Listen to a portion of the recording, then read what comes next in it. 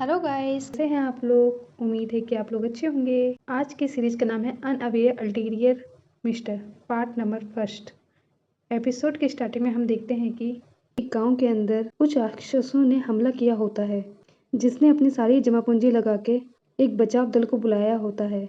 जिस बचाव दल का नाम होता है ड्रैगन वाले दंत, जो कि यहाँ पे आता है, जिसमें 4 सदस्य होते हैं। एक तो फुलपीरी लड़ाका, वंदना एंड पुजारन मैनरिल फेस और आंख बबूला जर्मी बैंग गुबा, और साथ ही हमारा हीरो कुरेता भी होता है, जो कि उनका सामान उठाता है और साथ में उनके दल में सबसे ज़्यादा वीक होता है, जो कि एक पर्सन के साथ वह लड़ते हैं। वंदना जो होती है वो एक शेर से लड़ाई कर रही होती है, जिसमें उसका साथ पुजारन मैनरिल फेस भी देती है, और साथ ही बैंग गुबा जो कि उसे मार गिराता है। और जो कुरेतो होता है वो कहीं जमीन पर बेहोश पड़ा होता है, और वो देखता है कि उन लोगों ने उस राक्षस को हरा दिया था, उन तीनों ने, जिससे गांव वाले बहुत ज्यादा खुश होते हैं। उस दल को वह लोग नायकों की चौकड़ी भी कहते थे। अगले सीन में हम देखते हैं वह लोग खाना खा रहे होते हैं, जिसमें बैंग गुबा कहता है कि ये खाना बेकार है, इसमें कोई भी इतना अच्छा स्वाद नहीं है।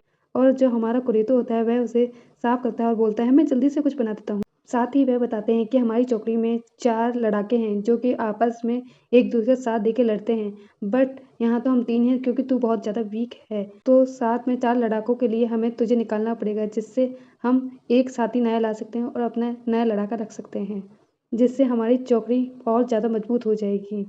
वह उसे उस दल से निकाल देते हैं। कुरेतो होता है वह बहुत ही ज़्यादा रिक्वेस्ट करता है, बट वह लोग जो होते हैं वह उससे निकाल देते हैं। सीन चेंज होता है और कुरेतो कहता है कि मेरी ये आम कहानी है, नायकों की चौकड़ी में से हमेशा वीक को ही निकाला जाता है, जो कि मैं होता हूँ। अब मुझे एक नई नौकरी ढूंढनी पड़ेगी। वे एक संस्था में जाता है जिसे हेलो वर्क कहते हैं, जहाँ पे एक लेडी होती है, जिसमें वह अपने जो कुरेतो होता है, जिसमें जाकर वह अपने लिए काम ढूंढने के लिए कहता है, जिसमें वह लेडी होती है वह उसका इंटरव्यू लेने के लिए कहती है, तो कुरेतो हमारा हाँ कर देता है। इंटरव्यू के साथ वह कहती है कि तुम्हारे ओनर का इम्तिहान भी होगा।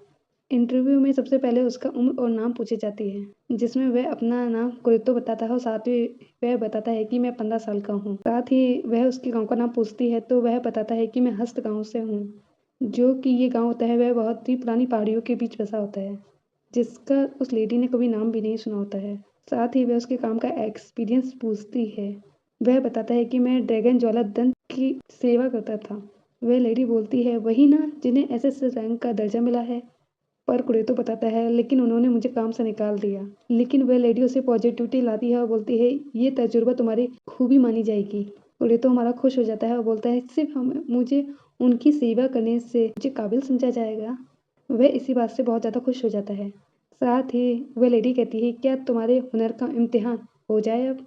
इससे हमारा कुरेतो जो होता है वह बहुत ही ज़्यादा खुश हो जाता है, बोलता है हाँ मैं करूँगा, जिसमें हुनर को कई हिस्सों में डिवाइड किया जाता है, एस से SABCDEFG तक। अब देखते हैं हमारा कुरेतो होता है जो कौन से दर्जे में फिट होता है। आगे हम देखते हैं कि तलवारबाजी की है, बट उसे सारे ही सब्जेक्टों में जी मिला होता है, सबसे नीचे वाला, सारे ही रैंकों में वह सबसे निचले स्तर पे आता है। वे लेडी मायूस हो जाती है और बोलती है कि तुम्हें लड़ने का कोई हुनर नहीं है।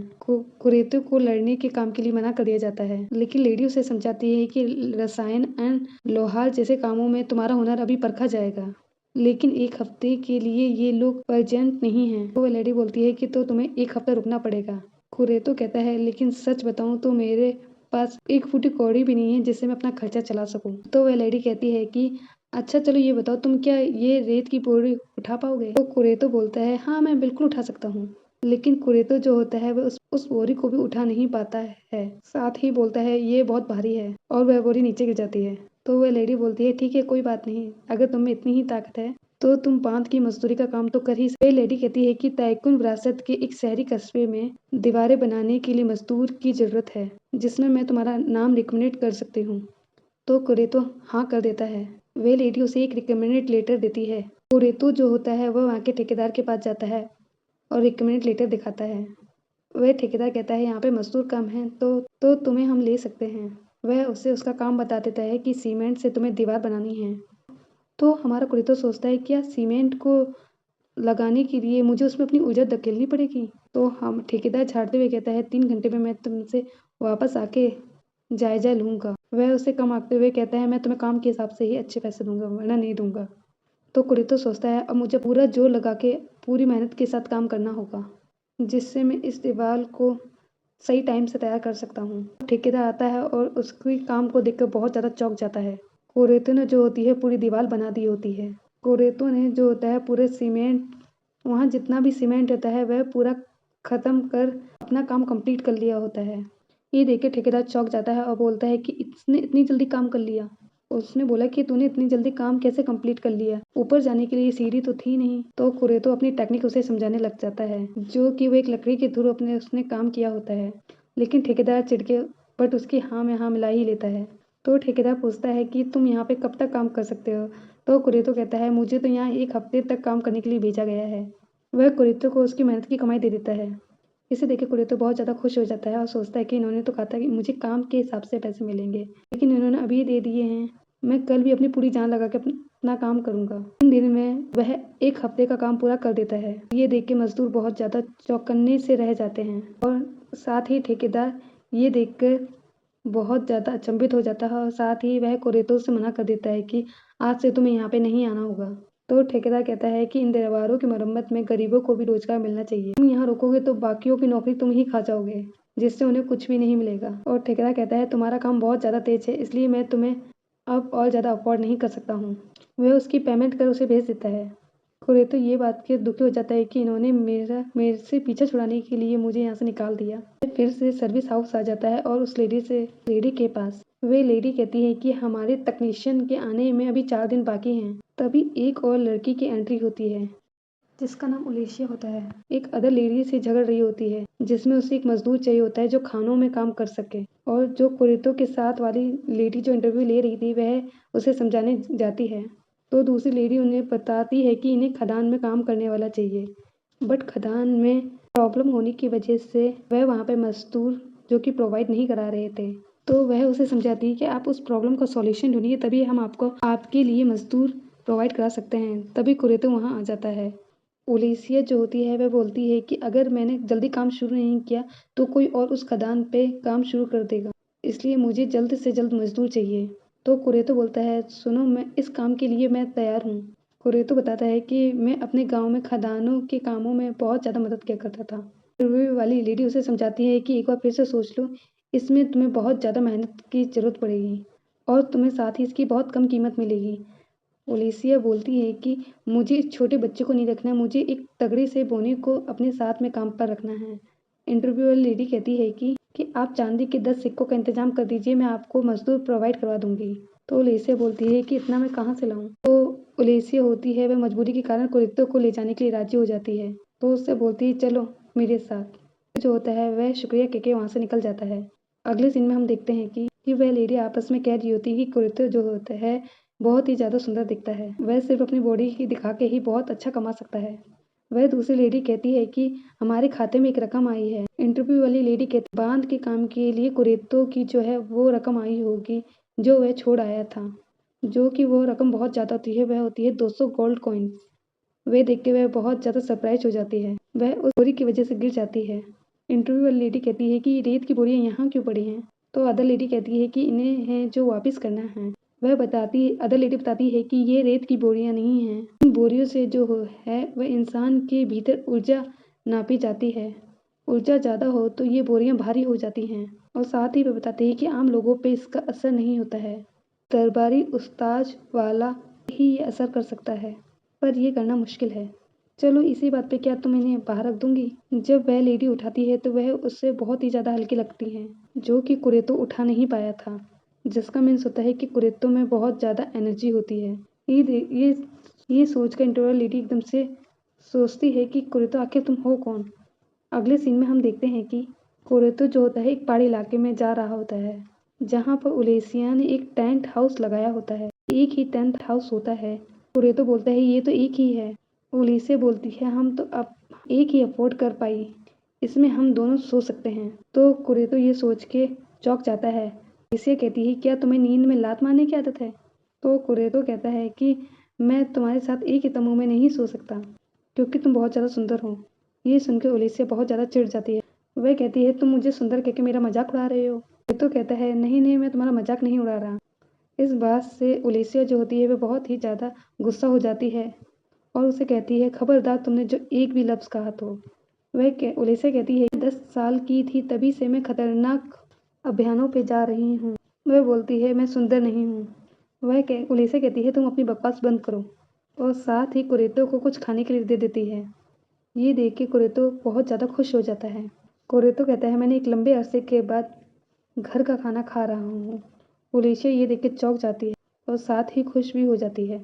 अगले सीन में हम देखते हैं कि वह लोग खाना खा रहे होते हैं। कुरेतो जो होता है वह अपने खाने को एंजॉय कर रहा होता है, साथ ही बोलता है, ये खाना बहुत ज़्यादा टेस्टी है। तो उलिसिया बोलती है, सच में ये इतना ज़्यादा टेस्टी है?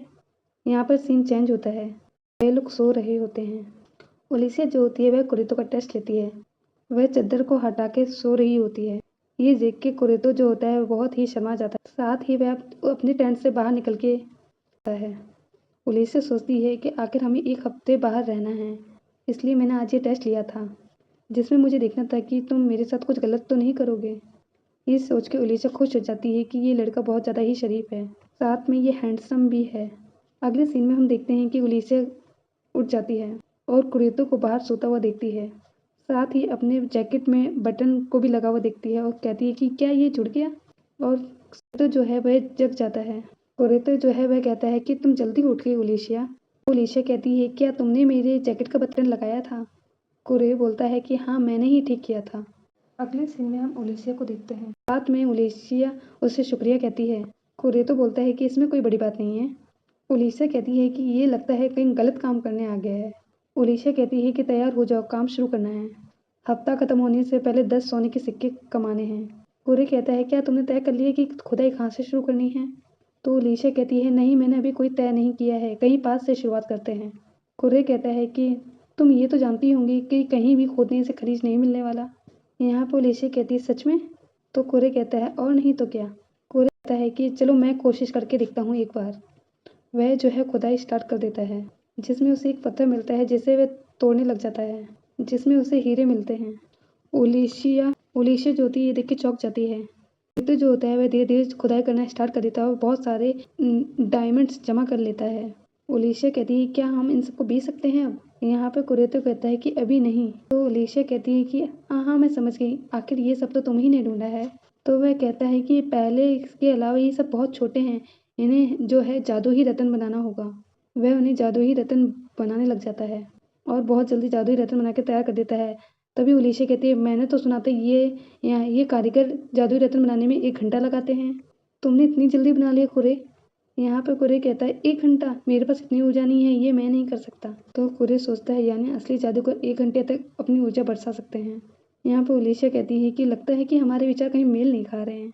अगले सीन में हम देखते हैं उलिसिया जो होती है वह उन रत्नों को बेचने के लिए जा रही होती है और कुरे से पूछती है, क्या तुम पक्का यहीं रुकना चाहते हो? तो यहाँ पे कुरे कहता है, हाँ, मैं यहाँ पे रुकना चाहता हूँ क्योंकि यहाँ पे करने लायक मेरे बहुत सारे काम हैं। उलिसिया कहता है, चंद जादुई रत्न बेच के वापस जल्दी आ जाऊंगी। कहता है कि संभल के जाना और अपना ध्यान रखना। अगले सीन में हम देखते हैं जो होती है वह कारीगर को दिखाती है, ये विदेशी रत्न कहाँ से आए तुम्हारे पास? क्या तुम्हारे पास इनके पेपर हैं? तो उलिसिया कहती है, ये सारे रत्न इसी देश में बने हैं। वह पूछते हैं, कौन से खदान में हैं ये अद्भुत रत्न? तो उलिसिया अपना राजवंश नियुक्त भ्रमणकर्ता दिखा देती है, साथ ही वह टेलीपोर्टेशन स्टोन मांगती है जिससे वह राजधानी पहुंच सके। वह कहती है, मैं पहले कभी राजवंश की नौकरी करती थी। उलिसिया सोचती है कि मैं इन रत्नों की सच्चाई बताती तो ये वह यकीन तो करते भी नहीं। उलिसिया जो है अपनी जान पहचान वाले के पास पहुंच जाती है और बोलती है, मैं एक आज सौदा करने आई हूँ। वह उसे जादुई डायमंड देती है और बोलती है, तुम देखो। जो होती है वह कहती है, इसका तेज बहुत कमजोर है। पहले तो वह कहती है कि वह ज़्यादा कीमती नहीं है। तो उलिसिया कहती है, क्या मुझे सिर्फ चांदी के 10 सिक्के मिल सकते हैं क्या? कारीगर कहती है, हाँ, शायद ये इतने का ही है। अचानक से उसकी नज़र थोड़ी नज़दीक से हीरे पे पड़ती है तो वो बोलती है कि मैं अभी आती हूँ। उलिसिया सोचती है कि जिस तरह उसने बनाया था सस्ता तो हो नहीं था। यहाँ पे कारीगर वापस आती है और बोलती है कि उलिसिया, मैं 1 डायमंड के बदले तुम्हें 10 सोने के सिक्के दूंगी। ये सुनकर उलिसिया जो है बहुत ज़्यादा चौंक जाती है। कारीगर बताती है कि इस रत्न में आम रत्न से 10 गुना जादुई ऊर्जा है। उलिसिया बोलती है कि ये कमज़ोर है, तब भी। तो कारीगर बताती है कि इसकी ऊर्जा रोकने के लिए जो कवच बनाया गया है वही बहुत ज़्यादा इम्पोर्टेंट है, जो कि इसे नायाब बनाते हैं। वह उलिशा कहती है कि मेरे पास 49 रत्न और हैं। वह कारीगर उसे सोने के 500 सिक्के दे देती है। साथ में कारीगर बोलती है कि 2 बातें याद रखना, मेरी दुकान के अलावा और ये जादुई रत्न मत बेचना। वैसे मुझे नहीं लगता कि बाकी लोगों को इसका मोल पता होगा और हमारे राज्य को इस रत्न का आम होना कतई अच्छा नहीं लगता। उलिशा पूछती है कि दूसरी बात क्या है, तो कारीगर बोलती है कि तो ये रत्न बनाए किसने है। उलिशा बोलती है कि मैं नहीं बताता है। कारीगर कहती है कि जो ये इतने शक्तिशाली रत्न बना सकता है उसे तो राज्य के लिए काम करना चाहिए। क्या तुम अपने फायदे के लिए उसे अपने पास ही रखोगी? उलिशा बोलती है मैं उसकी इजाजत के बिना उसे कुछ नहीं बता सकती हूँ। कारीगर को धमकाते हुए कहती है कि उलिशा तुम इसे हुक्म ही समझो। तो यहाँ पर उलिशा कहती है कि अब मैं राजवंश की नौकर नहीं रही तो तुम मुझे हुक्म नहीं दे सकती। कारीगर कहती है कि लेकिन फिर भी तुम जरूरत पड़ने पे पुराने ओहदे का फायदा उठाती हो। बाद में कारीगर जो होती है नरम पड़ जाती है, बोलती है अच्छा चलो ठीक है, तुम इसे एक दोस्त की बारिश ही समझो। इसे बनाने वाले इस देश से बाहर मत निकलने देना। क्या है ना, वो शाही अनुसंधान के निर्देशक बन सकते हैं, एक मानक सामंत या मानक हाकिम भी। इससे यह है कि हमारे महामहिम से इजाज़त मिल जाए। उलिशा यहाँ पे हाँ करके कर देती है। उलिशा बाहर निकल जाती है और साथ में सोचती है कि उन्होंने मुझे सोने के 500 सिक्के दिए और साथ ही कुरैत को हाकिम बनाने के लिए भी कहा। अगले सीन में हम देखते हैं कि उलिशा जो होती है वह इंटरव्यूअर लेडी के पास पहुंच जाती है और कुरैतों की इन्फॉर्मेशन निकालने लग जाती है। वह कुरैतों के बारे में कुछ बताने से मना कर देती है। फिर वह राजवंश का उसे प्रमाण दिखाती है तो वह उसे सब कुछ बताने लग जाती है। पता चलता है कि वह ड्रैगन ज्वाला दंत में था। उसके बाद भी वह इतने निचले स्तर जी रैंक का है। उसके बाद वह दीवालों के मरम्मत वाले काम से उसने 3 दिन में निकाल दिया गया, लेकिन उसकी कमाई 200 सोने के सिक्के थे। उसने पूरी दीवार की मरम्मत अकेले ही कर दी थी। उलिशा कहती है तभी उसे काम से निकाला होगा और उलिशा कहती है चलो ठीक है, तुम्हारा शुक्रिया। साथ में वह सोने के सिक्के भी देती है और बोलती है इसे तुम कुरैत के हिस्से में जमा कर देना। इतने सिक्के देख के वह इंटरव्यूअर लेडी जो है चौंक जाती है। साथ में उलिशा कहती है कि राजवंश भ्रमण कर्ता से मैं तुम्हें आदेश देती हूँ कुरैत के बारे में जानकारी किसी और को मत देना। वह लेडी कहती है जी ठीक है, आप जैसा कहें। उलिशा जो होती है वह कुरैत के पास पहुंच जाती है और साथ में ये देख के चौंक जाती है कि वहाँ पे एक घर बना हुआ है जो कि लकड़ी का बना हुआ था। ये देख के वह बहुत ज़्यादा चौंक जाती है। तो कुरैत कहता है कि अरे तुम शहर गई थी ना, तो तुम्हारे पीछे से मैंने ये बना दिया। तो उलिशा कहती है क्या तुमने रातों रात ये पूरा मकान बना दिया? कुरैत कहता है कि हमारे गांव के लोग तो हमेशा से बनाते आए हैं। वह उलिशा से कहता है भला इसमें कौन सी बड़ी बात है? उलिशा कहती है ये बिल्कुल मामूली बात नहीं है। उनके कुरैत जो होता है वह हंसने लग जाता है। एपिसोड पसंद आया हो तो मेरे चैनल को लाइक करें, सब्सक्राइब करें एंड दोस्तों के साथ शेयर करें। Till then bye bye.